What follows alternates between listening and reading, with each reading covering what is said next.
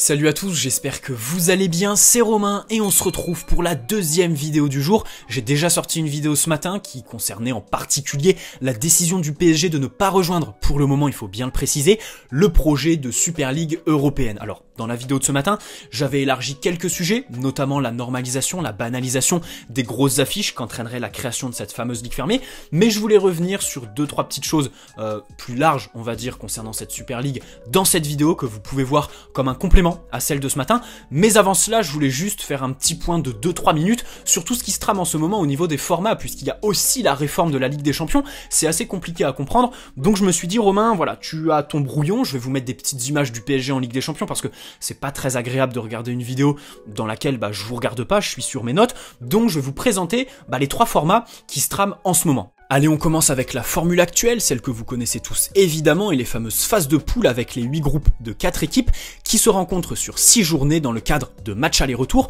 Notez bien ça, ce qui nous offre 16 matchs par journée et 96 matchs de septembre à décembre, les mardis et mercredis, au cas où vous ne connaissiez pas le classement. Les débouchés de tout ça, ce sont évidemment la qualification en 8e de finale des 2 premiers de chaque groupe, les 3e qui sont reversés en Ligue Europa et les 4e qui sont tout simplement éliminés. Aujourd'hui, il faut 13 matchs pour gagner la C1. Ça pareil, retenez-le. Et concernant les clubs français, on en a 2 qui sont qualifiés directement et un qui doit passer par les tours préliminaires actuellement. Donc dans tout ça, l'UEFA, elle a engagé une réforme qui pourrait voir le jour à partir de 2024 et dans cette réforme, il n'y aurait plus de groupes mais 4 chapeaux de 9 équipes pour déterminer les affrontements. 10 journées, 5 à domicile, 5 à l'extérieur. Jusque là, rien d'illogique mais pas de match aller-retour. Pour ça que tout à l'heure, je vous disais de bien retenir le fait qu'aujourd'hui on joue des matchs aller-retour. En 2024, ça ne sera plus le cas, en Ligue des Champions du moins, ce qui nous donnerait 18 matchs par journée au lieu de 16 aujourd'hui et 180 matchs de septembre à janvier, les mardis, mercredis et jeudis. Ensuite les débouchés, ça change beaucoup. Les 8 meilleurs au classement général seront qualifiés en 8e, les équipes classées de la 9e à la 24e place disputeront un barrage aller-retour cette fois pour se qualifier en 8e, et enfin les équipes de la 25e à la 36e place seront éliminées. Il faudrait donc 17 ou 19 matchs pour gagner la Ligue des Champions contre 13 aujourd'hui. Et concernant les clubs français, on peut noter une petite amélioration puisque désormais 3 clubs seront qualifiés directement et un devra passer par les tours préliminaires. Bon, cette réforme, elle fait débat. Autant vous dire, je pense que si on devait dire les choses telles qu'elles le sont, je pense que à choisir entre la réforme de Ligue des Champions et le projet de Super League, si on devait faire une métaphore, c'est choisir entre la peste et le choléra. Justement, on arrive donc à ce fameux projet de Super League qui comprendrait 2 groupes de 10 équipes, soit 18 journées sous le format de match aller-retour entre toutes les équipes de chaque groupe, 10 matchs par journée, 180 matchs les mardis, mercredis et jeudis, et enfin concernant les débouchés, les 3 premiers de chaque groupe seront directement qualifiés en quart, les 4e et 5e s'affronteront en barrage pour décrocher les 2 autres places en quart, et enfin, place au quart de finale, les demi-finales et la fameuse finale. Concernant les participants, il y aurait 15 clubs permanents, plus 5 clubs invités ou qualifiés chaque saison. Voilà, j'espère que tout est plus clair pour vous et que j'ai pu apporter des petits compléments d'information. Alors maintenant, j'aimerais développer le premier des 3 points de cette vidéo, à savoir les motivations de tous les clubs qui vont en la faveur de ce projet de Super League européenne. Alors évidemment, il y a l'argent, les clubs puissants et riches qui veulent le devenir encore plus, on va pas s'éterniser là-dessus, mais j'aimerais vraiment m'arrêter sur le pourquoi du comment on en est arrivé là pour incriminer et mettre l'UEFA face à ses responsabilités. Parce que si on en est là, pour moi, c'est à cause de l'UEFA, parce qu'ils ont très longtemps très bien mangé sur le dos de tous ces grands clubs et le spectacle qu'ils ont offert aux spectateurs est permis à l'UEFA qui ne les a pas écoutés aussi. Je pense que tous ces clubs, si aujourd'hui ils se rebellent comme ça, c'est parce qu'ils se sont pas sentis écoutés par l'UEFA qui ne s'est pas vraiment remise en question ces dernières années. Et puis évidemment, on peut parler de la dictature du fair play financier. Donc tout ça, je pense que c'est à cause de l'UEFA, mais d'un autre côté, ça me donne une lueur d'espoir, dans le sens où moi personnellement, si je devais vous donner mon avis personnel sur cette histoire, je pense que la Super League ne verra jamais le jour et que ça se terminera sur voilà un accord à l'amiable avec l'UEFA qui acceptera d'augmenter les revenus des gros clubs en Ligue des Champions pour qu'ils restent, pour que ça reste comme ça. Pourquoi pas la réforme de la Ligue des Champions, mais ça c'est autre chose. C'est pour ça aussi que voilà, j'ai de l'espoir. Et évidemment, concernant les motivations des autres clubs, et là on va revenir sur le manque de respect pour les supporters européens, l'Europe qui est le berceau du foot évidemment, le berceau historique, là où le foot est né, là où le foot s'est développé, là où aujourd'hui le foot vit, dans le sens où je vois ce projet comme une continuité des maillots third, des matchs à 13h, et ce que j'entends j'entends ici, c'est évidemment l'ouverture à de nouveaux marchés, comme les États-Unis, l'Amérique, mais surtout l'Asie, tout ça en manquant de respect aux supporters européens de manière évidente évidemment, et en faisant une croix sur l'idéal de méritocratie qui prévaut aujourd'hui actuellement dans la Ligue des Champions et qui serait supprimé au détriment de l'argent, de l'ouverture vers de nouveaux marchés dans cette fameuse Super League. En second point, j'aimerais parler des joueurs quand même parce que selon moi c'est l'élément essentiel là-dedans, c'est eux qui devraient avoir le dernier mot, or ils vont pas l'avoir et c'est vraiment honteux ce qui va leur arriver, le dilemme cornélien par exemple qui est posé par l'UEFA, soit tu restes en Ligue des Champions et tu as le droit de participer aux compétitions internationales avec ta sélection nationale, mais si tu vas en Super League, si tu décides de jouer la Super League, tu ne pourras plus jouer la Coupe du Monde, tu ne pourras plus jouer l'Euro, tu pourras plus jouer la Ligue des Champions. Bref, ce dilemme, il est cornélien parce que ça va diviser.